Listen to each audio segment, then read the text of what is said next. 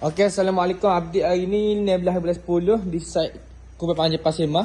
Jadi Kubur Panjang Pasir Mah tengah buat progres pemasangan mozaik lah. Ni ruang tamu. Okey, ni kawasan dapur.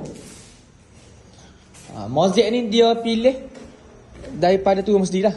Dia pilih corak ni Tua Musdi hak nak lagu ni lah. Ni bilik master bedroom. Ada tandah ke apa. Mozaik untuk bilik air rumah ni dia sampai ke siling lah, korek. Dia sampai ke atas. Ni penambah Tua lah, dia request nak lagu tu. Dah nak lagu tu.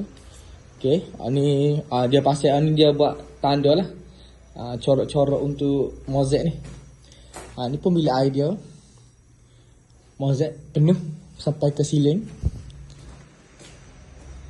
Kat sini pun sama. So dia untuk rumah ni mozaik dia setiap bilik air ni dia berlainan corak lah. Ini atas request daripada customer sendiri. Okay, nanti kita akan update pula dah. Kita update pula untuk seterusnya.